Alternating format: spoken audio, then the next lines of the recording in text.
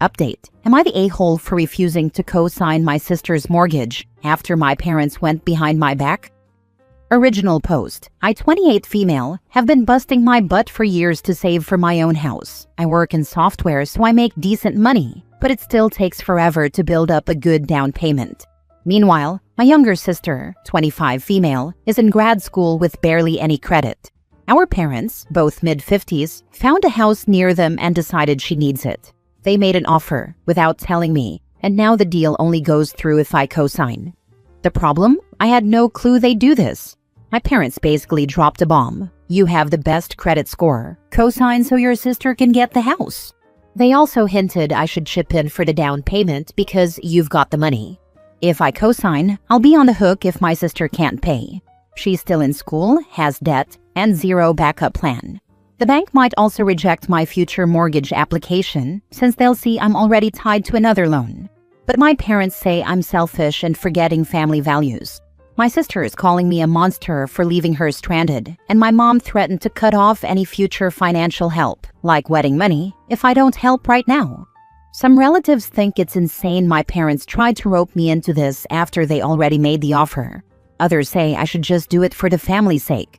I feel guilty, but also mad they put me in this spot. Am I the a-hole for protecting my own finances? Or are they wrong for strong-arming me into co-signing a mortgage I never wanted in the first place? Now for the top comments before reading the updates. Absolutely do not co-sign. Not the a-hole if you refuse. Let your mom not pay for the wedding. If she's threatening now, she will again. In the end, she probably won't.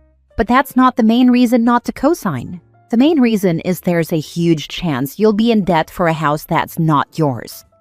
It will be cheaper to pay for your own wedding than deal with this too.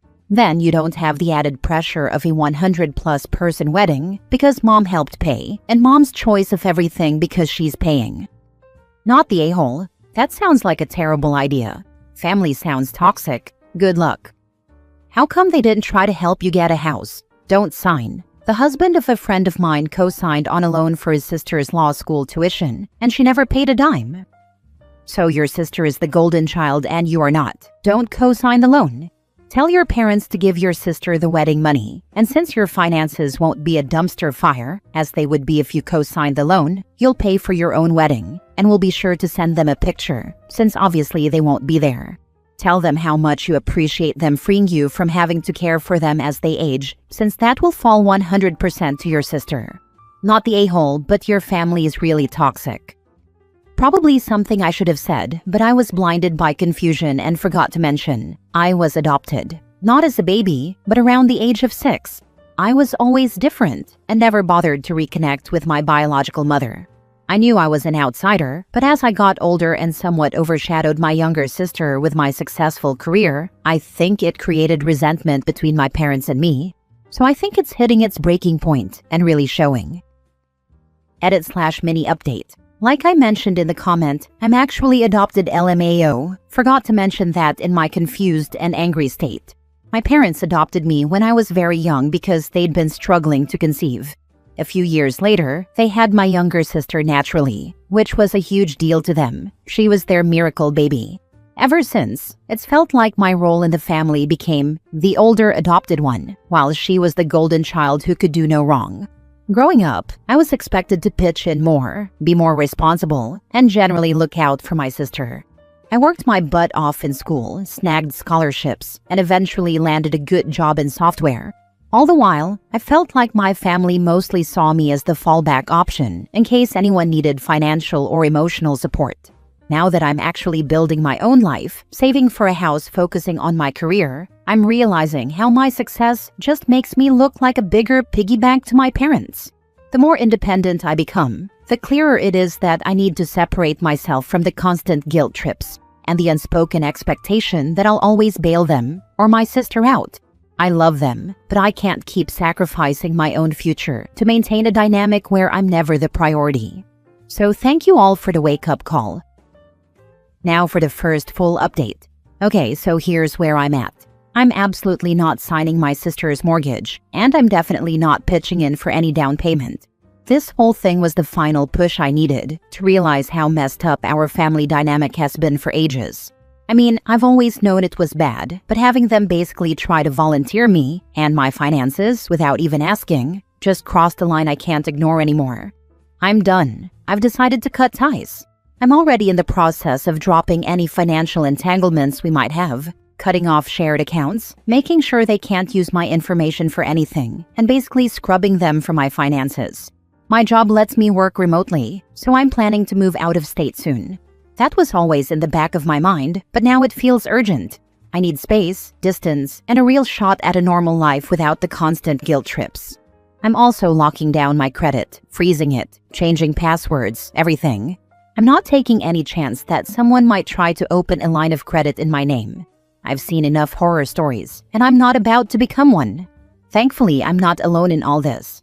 My close friends have been incredible. They're basically my real family at this point, helping me pack, offering me a place to stay if I need it, reminding me that I'm not crazy for wanting to protect my future. They've been the biggest source of support, and I'm honestly so grateful to have them in my corner. So yeah, that's it. I'm not signing. I'm leaving. I'm done. If my family wants to blow up at me for abandoning them, so be it. I've got to look out for myself, my credit, and my sanity. Here's to hoping things only get better from here. Everyone who commented their 2 cents are amazing people, and I thank you all for your support while I'm dealing with this. Truly, thank you. Be sure to freeze your credit with all 3 bureaus and freeze your social security number as well. I would also contact the financial institution that is issuing the mortgage and tell them you're not involved in case they forge your signature. They have your social security number and may have already had the bank run your information. Second update. Okay, I was really hoping the last post would be the final one, but here I am. I didn't expect it to turn into a bigger mess. After deciding not to co-sign the mortgage for my sister, I started taking extra precautions with my finances, locking down my credit, pulling my full credit reports, like you all suggested. I wanted to be absolutely sure no one could use my information without me knowing. That's when I stumbled on an active credit card I didn't open. Some of you guys warned me, and I guess I wasn't fast enough to lock things down. It's been around for a couple of years now. It's been used. And I'm assuming my parents wanted to keep it from me with the intention of using it as leverage. As of yesterday, the statements show purchases that look a lot like household expenses. The billing address on file points right back to my parents' home. I confronted them via text because I'm currently a couple of hours away with a close friend. They claimed I benefited from these expenses, which doesn't make much sense. How could I have, when they never helped me with setting up my own apartment? Also, it explains why they assumed I'd be okay with co-signing. Turns out they've been using my credit for a while. Needless to say, I feel completely betrayed. This wasn't some tiny oversight. My parents have been quietly using my name to fund their expenses. Now I'm talking to a professional to figure out whether I should dispute the charges or close the account outright, without tanking my own credit in the process. It's nerve-wracking realizing how they went behind my back even before this mortgage BS. At this point, I'm even more determined to move out of state to get distance from all this. My job is thankfully remote-friendly, so relocating won't wreck my career. My friends have been amazing, offering support so I don't completely lose my mind. If it weren't for them, I'd be a mess right now. I'm not trying to be vindictive or overdramatic. I just need to protect myself. The trust is gone, and I don't see how I can maintain a healthy relationship with people who thought this was okay. It's sad, and I wish it didn't come to this, but I've got to prioritize my own future. I'll let you know if anything else major happens, but for now I'm focused on fully separating my finances from my family, getting ready to move, and making sure I don't pay the price, credit-wise, for something I never agreed to. It's scary, but I'm hoping it'll be worth it to finally have a life and a credit score of my own. Well, if they opened credit in your name, that is considered identity theft. You should file a police report. Let the chips fall where they may. This police report. This will get the account removed from your credit and make sure you are not responsible for the bill and your credit doesn't take a hit. File a police report. Call the credit card company and file a fraud report. Give them the police report number. Have the account shut down and closed immediately. This will restore your credit. Hang in there. Don't forget to check with check systems to make sure they haven't used your name to sign leases or utilities that won't show up in a regular credit bureau check. Now for the latest update 10 months later. Last year, I cut my parents off and thought that was the end. They tried to force me to co-sign a mortgage for my younger sister, called me selfish when I refused, and I found a credit card opened in my name at their address. I froze my credit, shut everything down, moved out of state, and told myself, done, no more access. I was wrong. This week, a letter from the county recorder showed up about a newly recorded deed of trust with my updated address. I pulled the record, my full legal name as co-borrower, a signature that's supposed to be mine, and a hometown notary stamp. I did not apply for this loan. I did not sign this loan. I was not even in the same state the day they claim I sat with a notary. I called the lender's fraud department and asked for the e-sign audit trail. The IP used for my signature, my parents' Wi-Fi. I emailed the notary. She replied in writing that she saw me over FaceTime and matched my ID from a photo my mom provided. That is not legal. I didn't do my job, and now I'm part of a crime.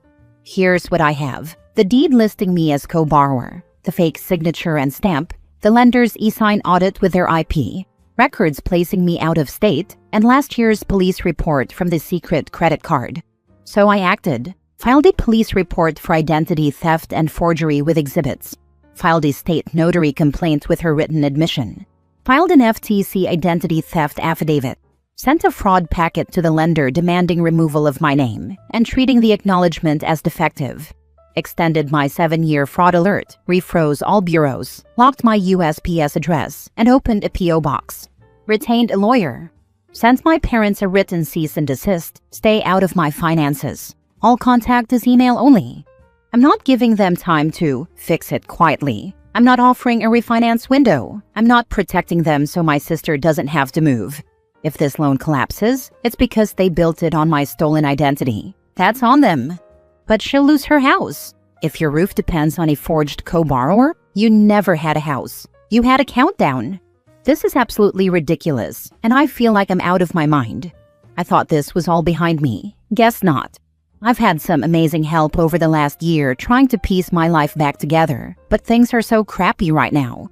I don't care if she ends up homeless. Screw them. I'm so done. I think the sister losing her home is the least of her worries. All 3 of them could wind up in jail and find a ton of money they'll spend a very long time paying off. The notary could face charges too, possibly if she knowingly committed fraud. I wasn't clear if the family faked an ID with OP's info but the sister's picture, or if she knew this wasn't legitimate. At the very least, she should lose her job and her certification to be a notary. No way does the lender she works for want to risk their institution having a reputation for signing off on fraudulent mortgages. Yikes on a bike. Why is it so damn easy to open credit cards in other people's names in the US? In my country, you have to have 20 different forms of ID, 10 years of employment history, a clean background check, and the personal handshake of a notary public still ringing in your hand before a bank even considers offering you one. The risk is on the lender, since they can't enforce the debt against the person whose identity was stolen.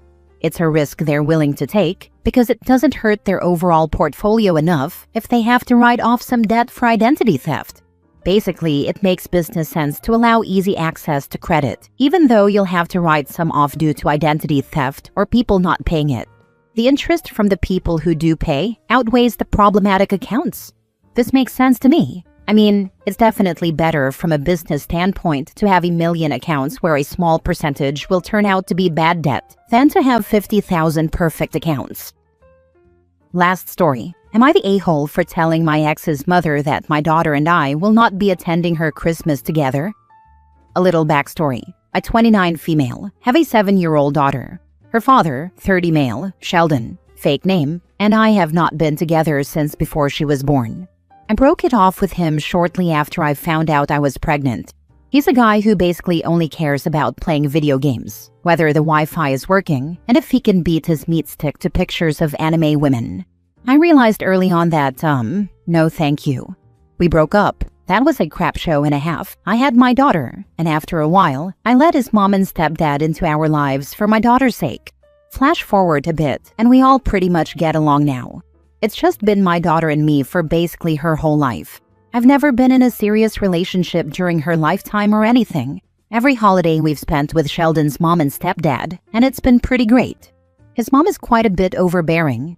To this day, she still calls me every day, multiple times a day, to talk to me about my daughter and to talk about her day.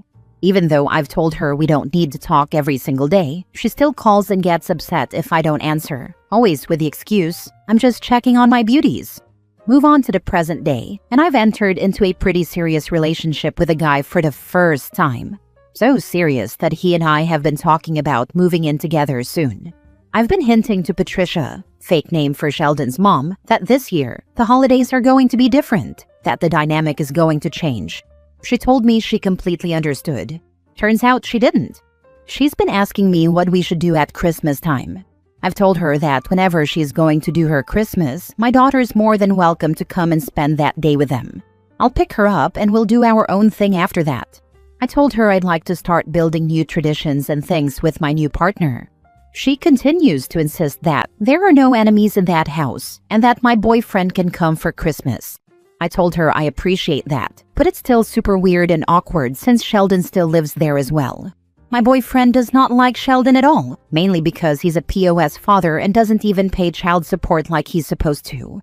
He really has nothing to do with my daughter unless it's for show in public. Patricia is very upset that we will not be there together for Christmas. Would I be the a-hole for sticking to this boundary? Not the a-hole. You're dealing with an enthusiastic grandma who has loved having her granddaughter in her life. But you also need to have space to build your own life. She's going to be disappointed and hurt either way. That's just how grandmas are. Be consistent with your choice to decline the invite, but be kind. And good luck. Not the a-hole. Patricia has to learn, and whatever feelings she has are hers to work through. She can be nice enough, but if my son wasn't being responsible for the child I care so much for, he'd be getting a reality check. Whatever she's doing isn't right. You have every right to create your own traditions, and it's honestly really considerate of you to let them have a role in your child's life without drama. Thank her for being inclusive and hold the boundary. I really wish she gave any consequences or anything to her son. He has skipped from job to job and has never held one for more than 6 months in the past 7 years. She always brags to me that she's so proud of him for all the things he's doing whenever he does have a job, and that he's doing so well with my daughter when she's over there. Meanwhile, I've had my same job for 5 years, building my career, paying all of my own bills, and I am the primary caregiver for my daughter. If I have anything negative to say about him, then I'm the bad guy. I honestly don't know what type of hold she has on me, but I've just put up with all of this for the past 7 years. The real kicker is Sheldon is so disrespectful to her, but at the same time, he can do no wrong. For example, he defaulted on his car loan, so she put it in her name, paid it off, and gave the car to him. He owes over $3,000 in back child support, yet he just bought himself a new PS5 after starting this latest job, and I'm supposed to be proud of him because he's trying?